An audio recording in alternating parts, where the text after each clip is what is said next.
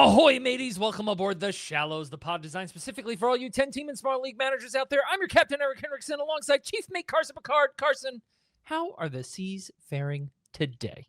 It is increasingly likely, well, not increasingly likely, but it's increasingly important to me that the Field of Dreams game is coming up, and it is on my mind more and more each day. That is going to be next week. My Minnesota Twins are going to be in that, facing the Phillies. And every once in a while, I look in the distance to drive to Dyersville, and it's like it's speaking to me a little bit, Eric. It's speaking to me just a hair. I think if you can go. That is just, I think, one of the coolest things that baseball has ever done. Well, I'll tell you this. I looked at ticket prices a little bit before the show. They are out of my budget, but like the cheapest game, the cheapest one for the game on Thursday, it's about $700. And so I can't do that right now. You know, even if I rationalize it, it's a baseball game. But minor league, the St. Paul Saints are playing the Iowa Cubs the Tuesday before, so on the 11th, I think that is, and tickets there are a lot less. So I've thought about it. It's made the rounds in my mind. Do it. Not $700. That's nuts. That's a lot. I can't. the minor league game.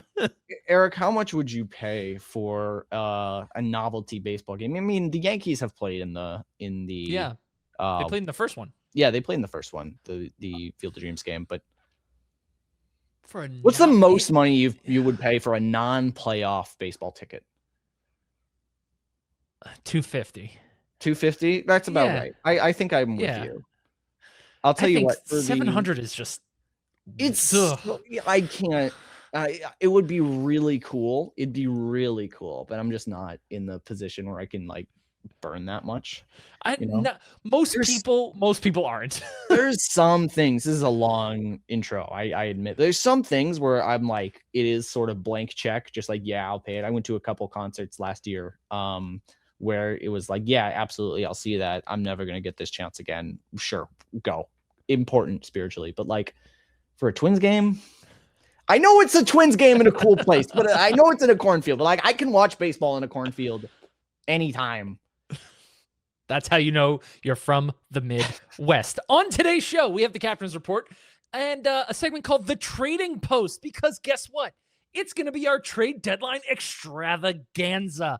It's in all caps. I got to, that's about as loud as I can be without blowing out your ears, listeners, and blowing out my microphone to anybody on YouTube. And then we've got Breakout or Fake Out. These are guys who have been performing well so far here in the second half, but are they just faking us out, or is it a true breakout, a second half breakout? But before we officially leave port, we release a new episode every Friday. The audio version releases at 7 a.m. Eastern, wherever you get your podcasts, and the video version premieres on YouTube the same night at 8 p.m. Eastern as well, if you want to see our beautiful made-for-radio mugs. So be sure to subscribe so you never miss an episode. Leave us a 5-star rating, a like, a thumbs up, a kind review, and don't forget, we're part of the Pitcher List Podcast Network, so check out the other pods we have available.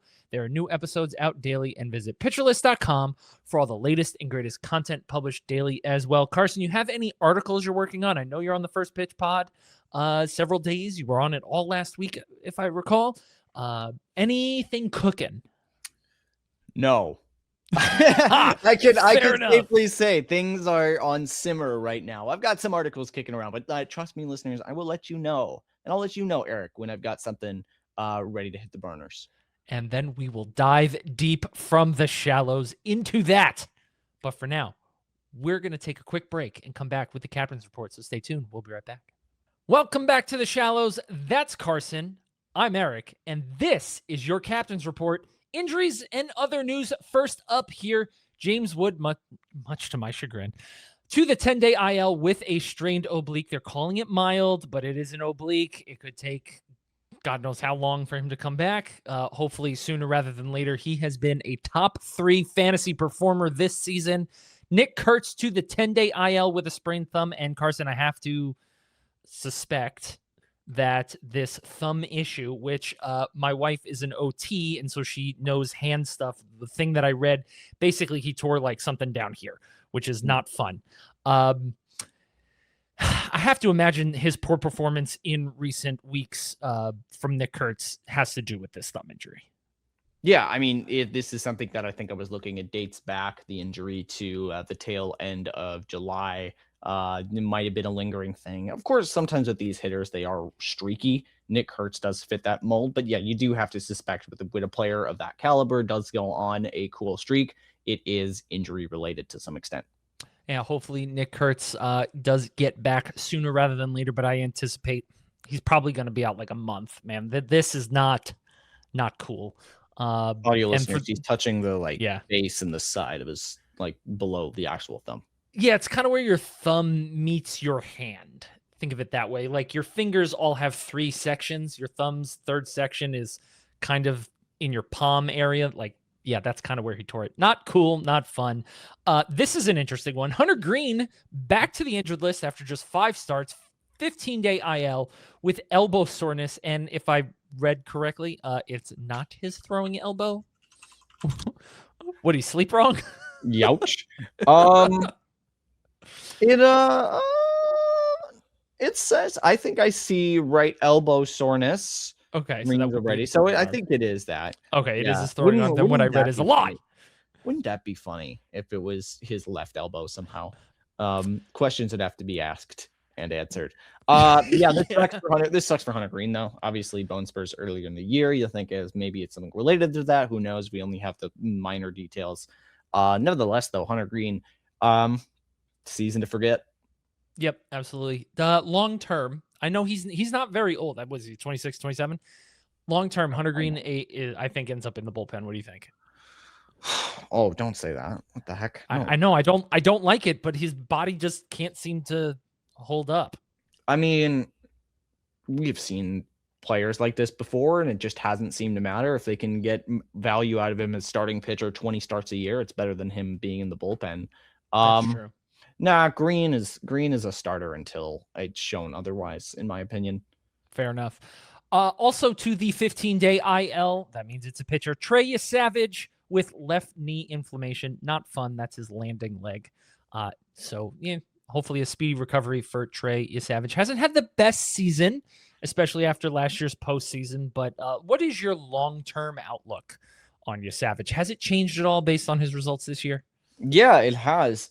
Savage has been a bizarre pitcher. He's gotten a lot of whiffs, a lot of strikeouts, and a lot of weird locations. A lot of modeling stuff is either not terribly favorable, lukewarm on him, or just downright disparaging. For Trey Savage, I am totally up in the air. I think in 2 seasons' time, he may be completely out of the majors. 2 seasons' time, he may be a fixture of the Blue Jays rotation. He's still super young. Any command control issues can be ironed out, but I'm very much up in the air with Savage's future. Fair enough. Hopefully he is not Alek Manoah. Talk about a Blue Jay pitcher who just kind of fell off the face of the earth. I think he's in the Angels minor league system now. Because he was so terrible. Hopefully you have, if you're in some sort of dynasty league, let go of Alek Manoah a long time ago. Top performers of the week. Oh, sorry. One more injury news. Jackson Jobe is returning for Detroit this week. Any interest? No, not for shallow leagues.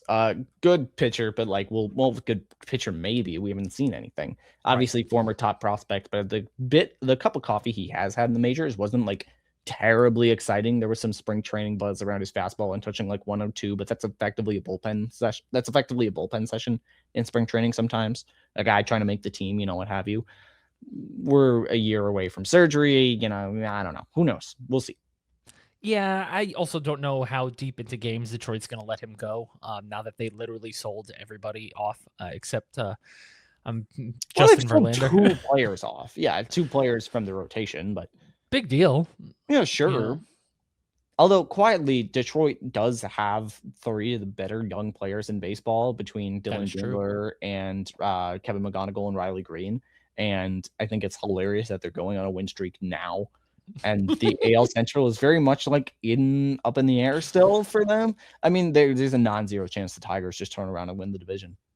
I know. Yeah, that division is super duper close. You tweeted out, I think, a picture of the standings, and it's Very, very close. Okay, moving on. Top performers of the week. Ceddanne Rafaela, 12 for 26, 4 homers, 2 stolen bases. Personally, I think Rafaela will be somebody overdrafted next year based on his production this season and what we've seen from him in the past.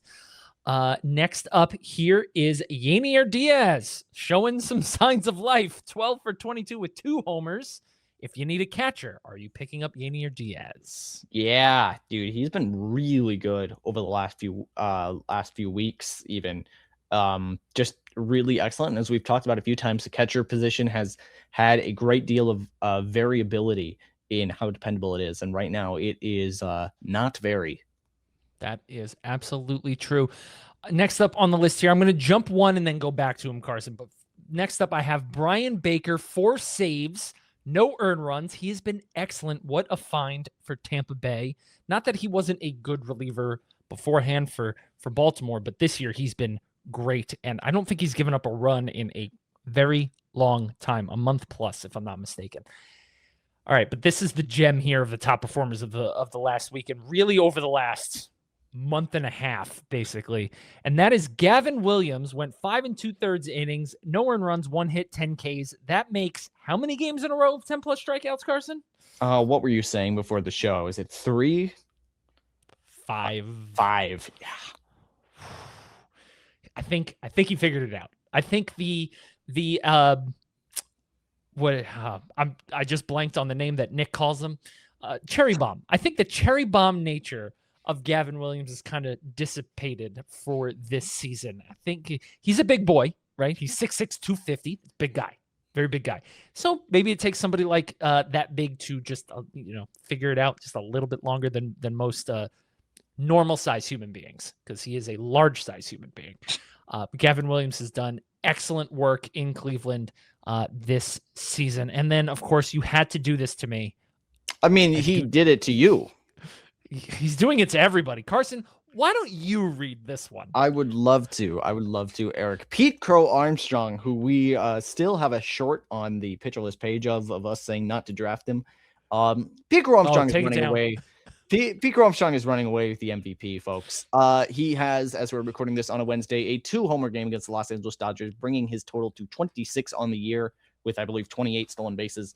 And he is pairing that with hitting about over 280, largely due to great BABIP, but also largely because of better swing decisions. His walk rate's been a lot better. He's doing more damage per swing, basically. And oh yeah, he's combining this with not just good defense, not just elite defense, but defense we have only seen from a handful of players in the history of Major League Baseball. Andrew Jones, Willie Mays, the absolute very best seasons in the corner outfield from Barry Bonds. I mean, we're talking the very best defensive players of all time. Pete Crow Armstrong is putting up a platinum superb level of center field play. And I was just checking this, Eric. He is at 7.5 WAR before it updates. He's likely going to be closing in on 8. That is already in the top 10 performances by a position player since integration for the Chicago Cubs. And oh yeah, we still got 2 months to go of the season. Yeah. All right. He's been great. You can't do this now. You can't keep doing this. I'm just going to say, if you can sell him before your trade deadline, you can get a lot back. Sure. Okay. Because his XBA is 30 points below his batting average. His X slug is 60 points below his slugging percentage. And his X WOBA is 30 points below his WOBA that was before today. I'm just saying. He's one of the fastest players in baseball. I know. I'm just saying, like, predictive stats, if you want to use the same methodology to evaluate every single player, I'm not saying he hasn't improved. He very clearly has. He's cut his swing percentage down by like 10%, which, like you said, he's making better swing decisions. But if I'm looking at predictability and the predictive stats that I look at for everybody, he's overperforming. Just saying. Sure, a bit, but like. Yes. Just a lot of players. Just a little. Yes, very true. He's 24. I know. That being said, he's going to go 30-30 easily. Okay. And he might go 40-40. I know he might go 40-40. Shh, don't say it. Don't say it again, but it might happen. Look, he's having a great year. All right. Eric, you're Sell all you downplaying can. this. This is one of the years. Like, I mean, I think we got to realize, like, this is, we'll see how the next 2 months goes. It may flounder at the plate. He might get hurt. You know, things happen. This is one of the greatest seasons in baseball history, or Ooh, at least bold it's call. pacing to be. I mean, seriously, I mean, he's doing this with the defense he's had. I mean, that's been one of the things I talked to you about this at the same point last year. He is outpacing Aaron Judge from last year in Fangraphs WAR by about a whole win above replacement. That's because his outs above average is, I think, like 24.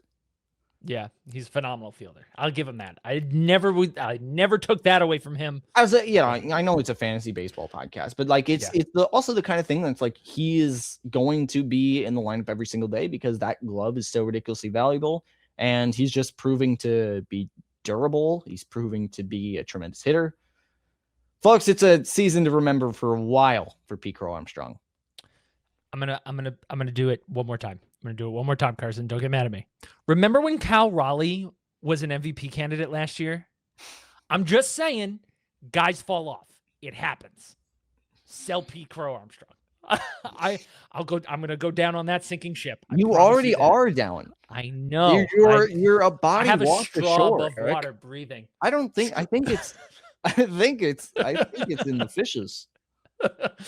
Hey, at least it's shallow water. All right, when we come back, it's the Trading Post, our trade deadline extravaganza. So stay tuned. We'll be right back.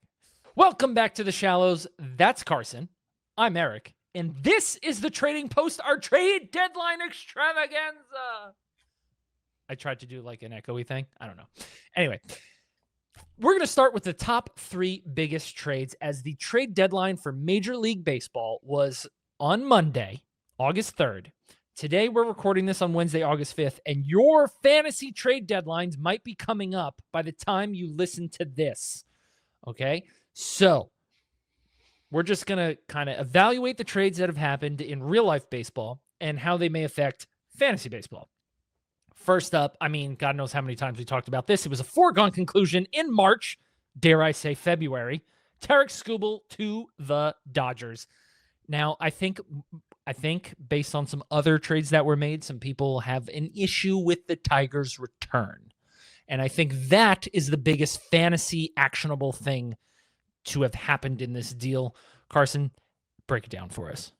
Yeah, so the Tigers got River Ryan, Brady Smith, and Zahir Hope for Tarek Skubal. Let's cut down to brass tacks. First and foremost, the Los Angeles Dodgers are getting one of the best pitchers in baseball. In terms of fantasy, there's 2 things. I think there's a really good piece of analysis I saw. Number 1, his probability of getting wins is going to go up a lot. That is obvious. Dodgers are, although they are in like a 6-game losing streak. Yeah, they lost their 6th game in a row, which is really funny. Yeah. But nevertheless, much higher chance of getting a win with the Dodgers than the Tigers. And also, the other thing on the flip side of that is it's very likely that Skubal is going to have very few 2-start weeks, as the Dodgers have run a kind of varied rotation and they have got a lot of arms and players coming back with Glasnow, Snell, what have you. So Skubal is going to be more effective per start, very likely, but is also going to be not having 2-start weeks. For the return for the Tigers, this isn't going to be as much fantasy oriented as much as it is real life baseball oriented. They get River Ryan, Brady Smith, and Zahir Hope. Zahir Hope, top 25 prospect on the MLB pipeline. He's the 5th ranked players in the Dodger system, which is crazy. But I mean, the 5th or the 4th, I forget which. But no, I think it's the 5th. I think it is the 5th. But he's a really good player, toolsy player. I'm not the biggest prospect head outside of like my team system, so forgive my lack of deep analysis. As you know, that's why I host this pod. But they do also get River Ryan, who is a very intriguing pitcher, very old for a prospect. I think he's about 27, going on 28. 28. But yeah. But Ryan does have really electric stuff in that very torn up arm of his. Nick on the site, he is over the moon about River Ryan. He thinks he's a very excellent prospect. If you look at the list, they rate him very highly. I'm kind of I'm more of a like let's wait and see before we sell the house for him. But depending on your perspective, I think this is solid. And Brady Smith is a decent prospect in his own right. Overall, I think we got to realize this is for 2 months of Tarek Skubal. More like 2.5 or 3 months for October, but we can't expect an absolute Juan Soto level haul for 2 months of a pitcher. And they're getting 2 top 100 prospects, 1 top 30 prospect, in returns for what's and it's going to end up being about 7 starts, 8. That's pretty crazy when you put it in that context. 7-8 starts in the regular season, and then maybe add in 3-4 in the postseason. Yeah, that's pretty. If you're lucky, that's pretty crazy. Yeah, exactly. You're at max seeing like 12 starts from Tarek Skubal in a Dodger uniform this year. I think people are just mad because like the Dodgers got him also. But I said as I introed the trade, it was a foregone conclusion. They have better prospects than everybody else. I was thinking about this. Yeah, I was thinking about like people were talking about why didn't the Brewers or the Rays? If you're the Brewers and you call up the Tigers and you say, hey, what do you want for Tarek Skubal? If they are asking for, I mean, Jesus Mate is just a straight no, and they're hanging up the phone and blocking the number. And if it is Luis Pena, you're also probably straight hanging up because that's a high-ranking prospect. That's your number 2. And they're probably 18th overall on MLB. Yeah, dare I say, personally, I think he should be higher. But I like these are really elite core guys. It's hard to part with. That's sort of your future. And you can also play the other things about how much that valuation is relative to your team and expectations of breaking into the roster or what have you. How likely is that Zahir Hope plays meaningful innings for the Dodgers anytime soon? You got to beat out a lot of guys to get there. Change that to the Brewers. I think that's a little easier. Overall, I think the Tigers did totally fine. We'll see in a few years, but I think initial reactions are fine. Whatever. Yeah, look, it is what it is. I like the context that you put it in, that it's, maybe 7 starts. They burned one of them already and they lost. Yeah, they did. That was last night, I think on Tuesday, if I'm not mistaken. All right, next up here, Casey. Oh, I'm sorry. How did I skip that? It's in bold, Carson. Where are my eyes looking? Adley Rutschman to the Red Sox. Okay, now this is one of the crazier trades I think I've seen in recent history. I think the Red Sox gave up more for Adley Rutschman than the Tigers got back for Tarek Skubal. Oh yeah, break it down for us. Break it down. It is basically I think I remember, if I remember correctly, it's the 2nd, 4th, 5th, and I want to say 8th prospects in the Red Sox system. I know I at least have some of those numbers right. It is a lot of top players. Tyson Witherspoon, Anthony Aronson, Indy Azokar, Harold Rivas, and also Carlos Novaez, and a player to be named later, or Cash. Oh boy, it's a lot. it's a lot. For Adley Rutschman, who has had kind of a nice bounce back season, I will give credit where it's due. You kind of called that he would be maybe a name to look out for. He's been really solid.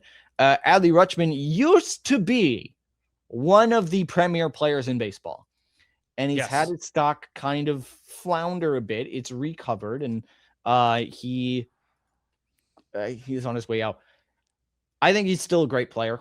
I think he's a really excellent, just kind of baseball guy. I feel like in real life baseball terms, for fantasy purposes, you're bringing in, it doesn't really matter that much. He's a switch hitter. You bring a switch hitter to Fenway, he's probably going to have a little more success on the right-handed side of the plate, but that does, whatever. You are getting Adley Rutschman for 1.5 years, as opposed to, and that's why more was given up than just the Skubal people. Right. But it's a lot. It's a lot for Adley Rutschman, who has been good, but not, the player he was a few years ago. Prospects are always weird. And I go back and forth on whether it's really good to buy major league talent or whether it's good to hold on and develop. The Red Sox have done a decent job at developing prospects. You know, it's kind of come and gone. On one hand, you got your Roman Anthony. On your other hand, your Marcel Myers, who's had some weird rumors about him anyway. But he was traded. He was yeah, traded yeah, to San Francisco. yeah. Adley Rutschman, this is a crazy trade. Wild trade. Yeah. Do you think when healthy, because he's had the wrist problem, which I think is kind of weird that, you know, the Red Sox trade for Curtis Mead, breaks his wrist first game. Trade for Adley Rutschman, he's got the wrist injury. Roman Anthony's got the thing with the finger. Like, something's going on in Beantown with hands. But do you think when healthy, if you equated a healthy Adley in Baltimore and a healthy Adley in Boston, do you think this is an upgrade for Adley Rutschman? Yeah, it's a slight upgrade. I mean, you're going from a really deep left field wall in Baltimore to the shortest left field wall in Fenway. I think that's generally better for him. I think he's going to be batting in a stronger lineup with a similar lineup position. Overall, though, I think this is not terribly impactful for Adley Rutschman stocks. I don't think it's going to affect things too much either way. But I think if you're an owner, you're reasonably pleased. Yeah, he's just got to stay healthy. That's something that he's had trouble doing in recent history. All right, next up here, Luis Arraez to the Phillies. This is an interesting one because now they seem to have a bit of a logjam in the infield, but also this has to do wonders for his fantasy value, and he's been a top 100 player this season. Yeah, weirdly great breakout year for Luis Arraez. Kind of second breakout. Yeah, I don't really know what to make it. The thing about Luis Arraez is, as he's playing currently right now, slotted in at second base. So here's your answer to where is everyone going to play? Bryce Harper in right field, Luis Arraez at second base, Alec Bohm at first. That's like the look we get as the Phillies infield. We'll see how that goes on with things. Overall, though, Luis Arraez has been great this year. Overperforming at the plate, but still having like a borderline career year offensively. The big thing is the defense. He's been stellar. That's not fantasy relevant, but it is he's been one of the best players in baseball this year. Yeah, no, I think the defense thing matters because he had a reputation for not being the best defender for a little bit. Yeah. And that kind of got him moved off of second base. And I believe it was one of the reasons why the Yankees didn't trade for him a couple years ago, because they were worried about his defense. The Yankees worried about people playing defense. That's a new one. But yeah, I think it's part of what makes this a good fit is that he can go to second base, and it keeps the other players on the Phillies in the infield pretty fantasy relevant. And Bryce Harper's going to get outfield eligibility, which could matter because first base is super deep and outfield has a ton of injuries. All right, moving on here. Those were the three biggest trades: Skubal to the Dodgers, Rutschman to the Red Sox, and Arraez to the Phillies. Now we have kind of like the leftovers. They're not really leftovers, but these are players that are shallow league relevant that were traded in the real life fantasy, in the real life baseball trade deadline. So in fantasy, though, does it change their value? Does it change their outlook rest of season? And first up, we've got a couple pitchers. We've got Casey Mize to San Diego and Kevin Gausman to the Cubs. Carson? Casey Mize to San Diego. Casey Mize has been way better than you thought he has been. I don't care what you thought he's been. He's just been great. It also is definitely a facade. I like Casey Mize. I've liked him for a while. But he's not like a 2.5 ERA pitcher or whatever he has right now. San Diego, he goes into an okay defense, I think. I haven't looked at the team defense standings in a while. You may have to check me on that. But I don't think it affects his value too much. Maybe a little bit of a vote of confidence. They got a lot for Casey Mize, actually, the Tigers did. Which is nuts. Kevin Gausman to the Cubs. Kevin Gausman has kind of been sputtering ever since his first two starts of the year. He goes to a much better defense with the Cubs, which is really nice, but Gausman isn't really a ground ball pitcher. So he's basically just going to be depending on the MVP in center field to help him out. But probably nice for Gausman. We'll see how he does. I think it's an upgrade for Gosman. For Casey Mize, career high 12.1% swinging strike rate. Ball's kind of dead in San Diego, but he's coming from Detroit, which is a massive outfield, far fences. I don't know if it's much change for Mize so much as I think an upgrade for Gosman. And I do think that you should see slightly better days ahead for Kevin Gosman. He's really hard to move at this deadline because he's had such a bad season. So I think if you're a Kevin Gosman owner, you're kind of stuck with him rest of the season. So you're just going to unless you're going to sell on pennies on the dollar, because you probably drafted him higher than what you're going to get in return. So I would just I would expect better days, but you're not going to get ace level Gosman. You're going to get, maybe 5th or 6th starter fantasy Gosman. All right, moving on here. Next up, we've got Luis Garcia Jr. to the Yankees and Jeff Hoffman to the Minnesota Twins. Why are these two paired together? I don't know. Eric, how about you take your guy? All right, I'll take my guy. Love it. Homered in his first game, which is great, but just what we needed, another left-handed hitting player who plays first base and DHs. Oh my goodness. We don't have enough of those already. I think it's really good for now. Is he going to play anywhere but first base? Because guess what? Ben Rice is at first base against righties, and even if he's in the lineup against lefties, so even if he doesn't play first base, then Paul Goldschmidt is at first base. So you're going to put Luis Garcia Jr. at first base, or you're going to put him at second base instead of Jazz, but that's against the lefty, and Garcia doesn't hit lefties very well. So this move is very curious. Thanks, Cashman. But, he homered in his first game. Where's he going to play if Stanton comes back? Or Stanton's not coming back, Eric. You know this. Low-key, I hope he doesn't. But we need a right-handed bat. Ugh. Anyway, it's a good move for Garcia. Short porch in right field. Looks like he's turning into a different hitter than we've seen in the past. So it's a good move for now. I worry about the long-term viability of a spot in the lineup, especially if he were to go cold. And again, he does not hit lefties very well. Over to you for Jeff Hoffman. Jeff Hoffman to the Minnesota Twins in a interesting move, a move that I personally really like. I've been bullish on Jeff Hoffman for a while. I like him a lot. I think he is way better. Well, now it's like a month and a half past the hype on his bounce back is going to be tremendous. And yeah, it has been. The things have evened out as we predicted.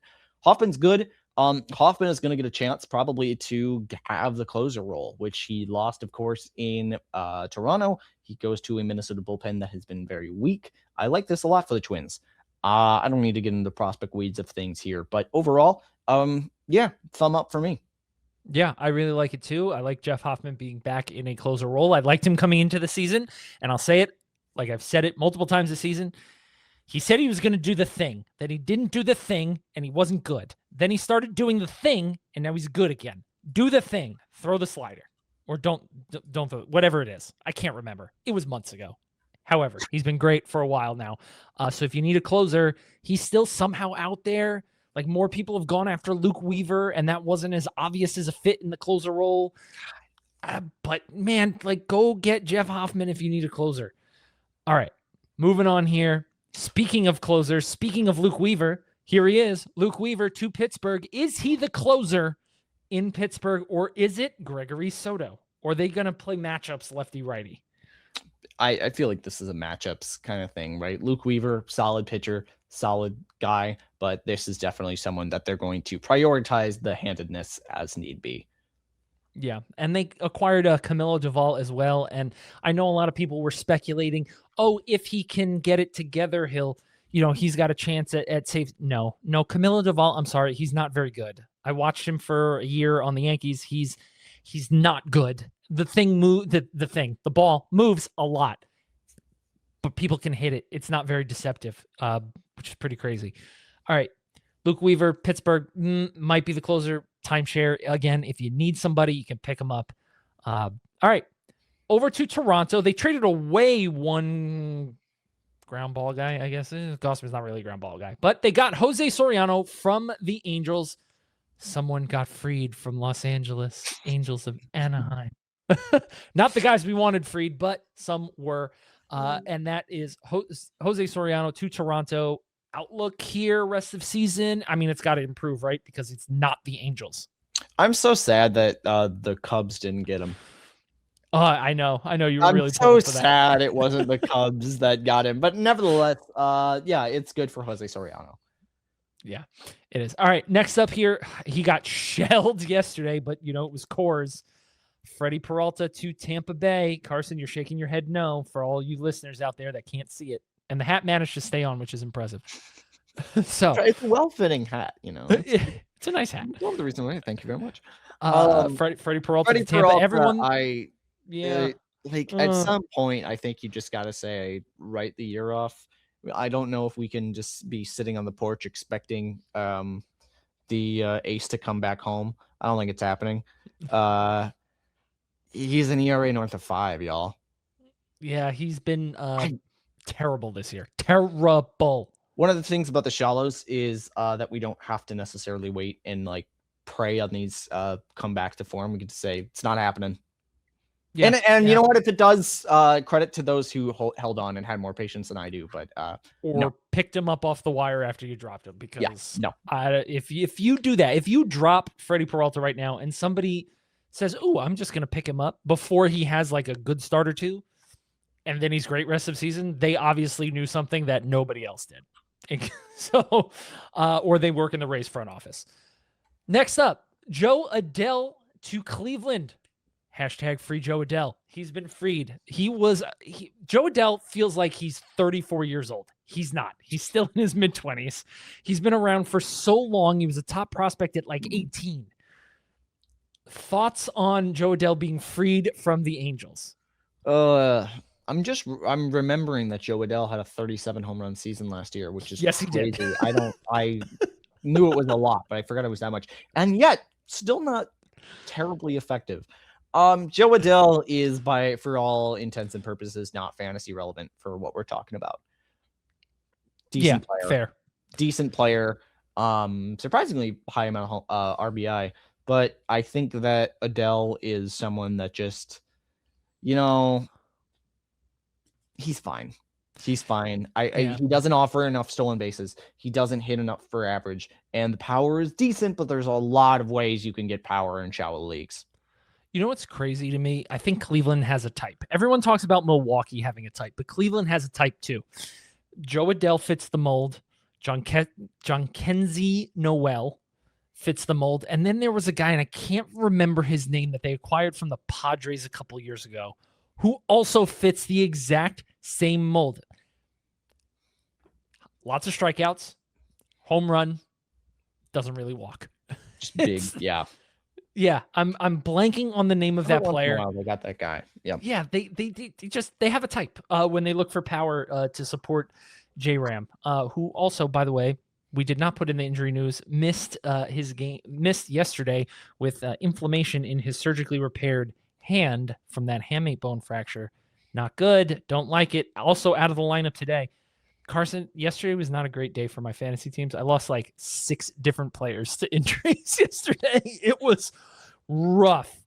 But what isn't rough, I think, is the last player here on the list of our trade deadline extravaganza, and that is Dustin May to the Milwaukee Brewers. Now, St. Louis has some devil magic that they work with pitchers, but Milwaukee has some devil wizardry that they work. So, do you like this move for Dustin May?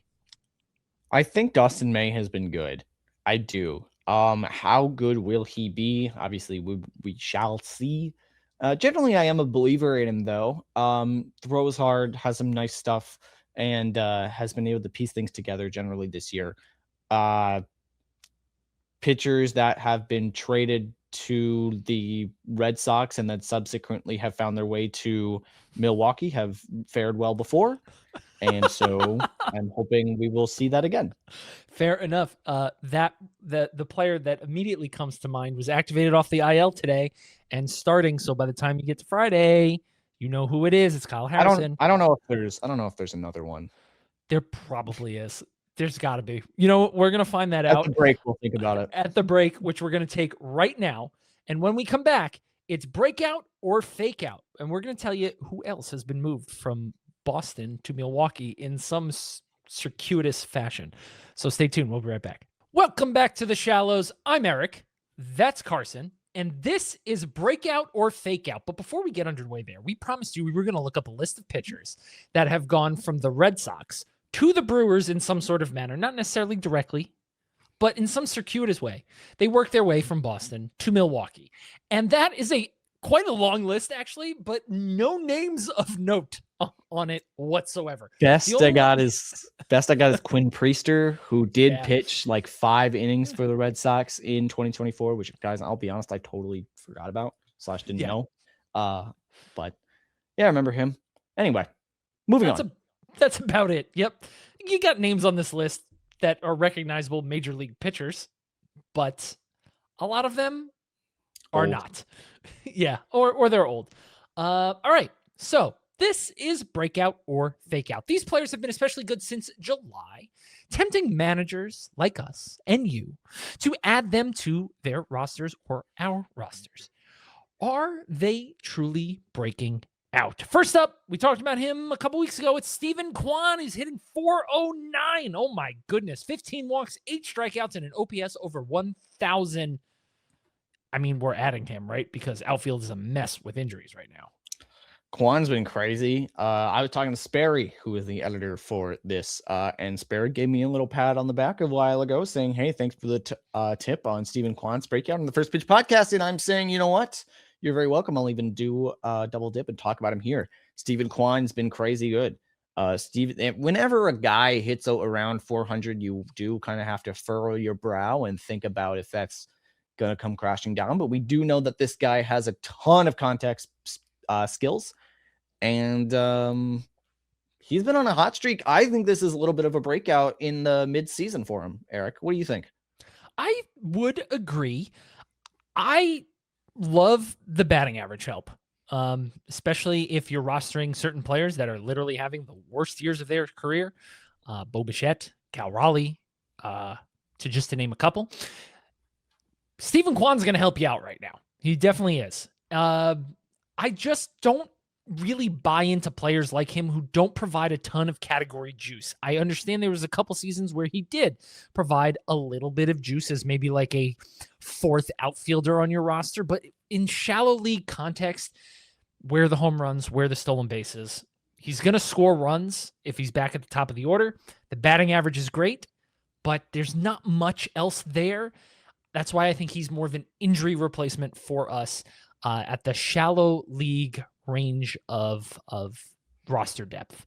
All right, next up here, Chandler Simpson, 390 batting average, another one up near 400 with 10 stolen bases. Are we adding Chandler Simpson? Talk about lack of category juice. Yeah, well, he's got one category really juiced up, and that's stolen bases, although it's been weirdly to come and go with Chandler Simpson. Some days he's had it, some days he really hasn't. For me, this is a fake out. Looking at some of the expected stuff, at least with Steven Kwan, when he has made a bunch of contact, it's generally been pretty solid. For me, this is Chandler Simpson getting really lucky over the span of a month and having a ton of contact. Simpson does not walk. He does not strike out. He simply puts the ball in play, and sometimes it works out. Sometimes it really doesn't. I think this has been a month or so of it working out a lot more than not. And the stolen bases, the Simpson weirdly hasn't been that good at stealing bases. He's been prolific reasonably, but in terms of like the ratio of success to caught stealing has not been fantastic. I think this is a fake out. Yeah, I would agree with you. Again, another guy, just one category is great. Stolen bases are more ubiquitous than they used to be, so I don't like to invest in guys like that. Even as an injury replacement, believe it or not, I would want to actually find somebody else. I'd go to Steven Kwan before I would go to Chandler Simpson. All right, next up, he's having quite a streak here, and we've seen it before, but is it sustainable? Is he breaking out or faking out? Ty France, 324 batting average, 6 homers, 20 RBIs. Dare I say single-handedly keeping San Diego afloat. Carson, are we interested in adding Ty France? Well, you know what's insane, Eric? You know what's absolutely insane? No. I don't. This is probably the best first baseman the Padres have had in going on 15 years. How dare you disparage Will Myers like that? Just kidding. Eric Hosmer, Matt Carpenter. Remember when they signed Eric Hosmer to like this 8-year massive lucrative contract? AJ Preller, ladies and gentlemen. All right. Sorry, Carson, continue. AJ Preller makes me lose my mind. Yeah, Ty France has been great, and he is having a great month. 324, 6 home runs, 20 RBI since July 1st. He's been really excellent. He is hitting, he's hitting righties and lefties. He's doing a lot. I think absolutely he is worth an ad. He has just a lot of value in his game, and he's been one of the better hitters in baseball over the last month. Yeah. If you are missing Nick Kurtz now, why not? Right? Great injury replacement there. All right. Next up, Peter Lambert, 6 starts. This is his last 6 starts, right, Carson? Yes. This last is 6 all starts, since July 1st. All since July 1st, 34 and a third innings pitch, a 2.10 ERA, and a 1.02 whip. Breakout or fake out? This one is so tricky because Peter Lambert has every time I do the First Pitch podcast, Lambert seems to start, and I'm always just like, guys, I don't know about this one. And he does still do really well, and it's been a few good starts. I think this is a fake out, but I think it's a fake out. I just really do. The pitch modeling doesn't like him a lot. Then again, the walks and strikeouts have been reasonably solid over the last month, and a lot of the other metrics seem to be generally in favor of him. This one's a little up in the air. I don't think for an 8-teamer he's relevant. I think for a 10-teamer it's a maybe.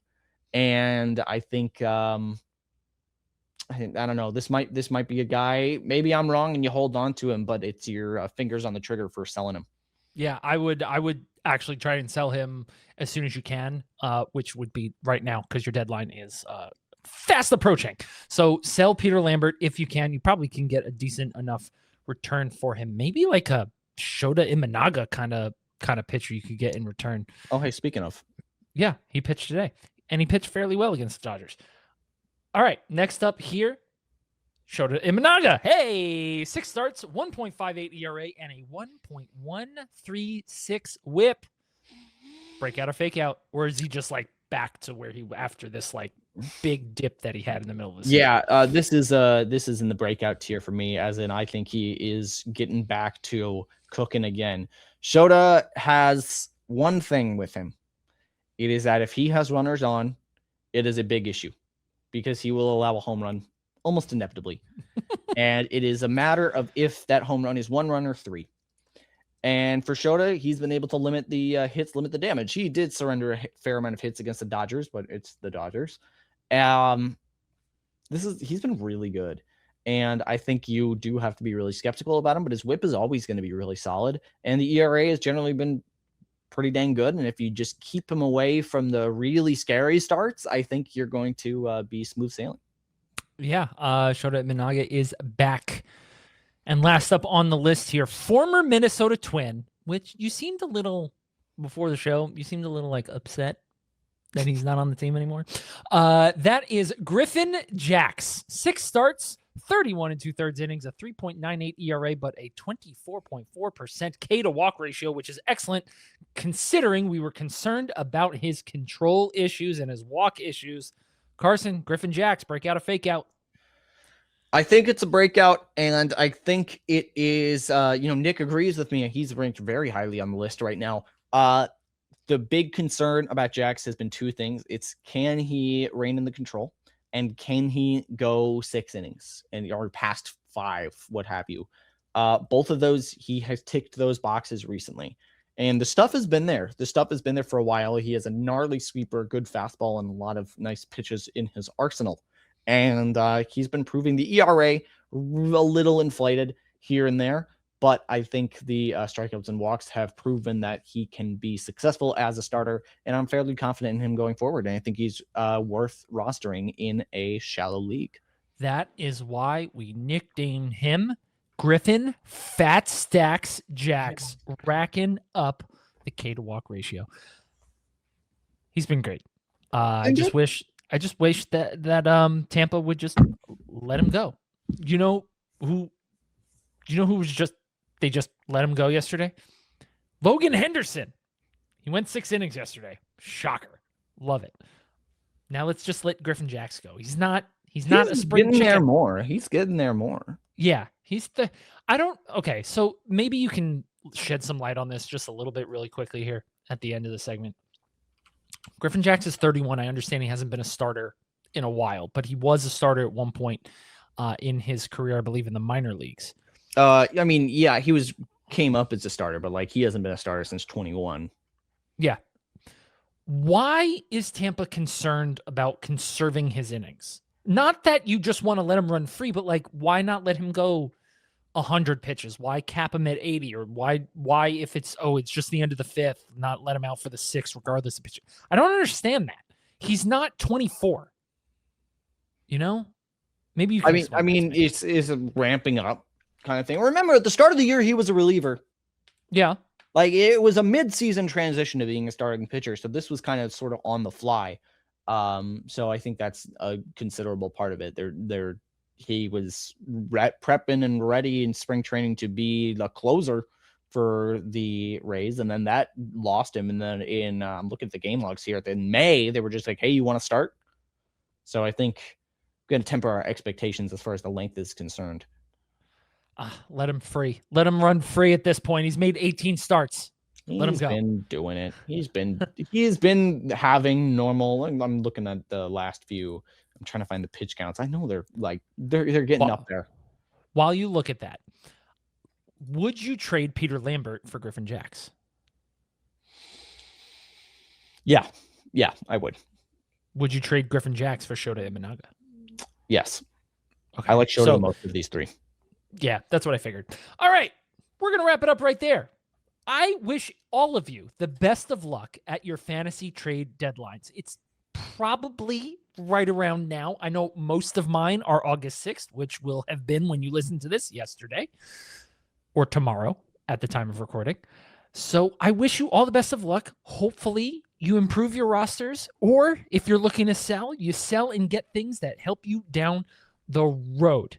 We'll be back next Friday with a brand new episode. To make sure you never miss an episode, please subscribe. We're available wherever you get your podcasts. And if you have a question for us to answer right here on the pod, reach out to us on social media, leave a comment on YouTube, hit us up on the PL Discord, or email us at theshallowspod@gmail.com.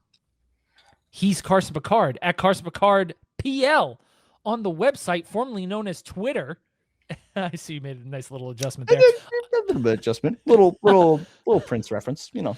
Yeah. I'm Eric Hendrickson at Eric Hin. That's Eric with a K on Blue Sky and Twitter, reminding you that murky waters are fine if you know how to swim. See you next time in the shallows. Take care, guys.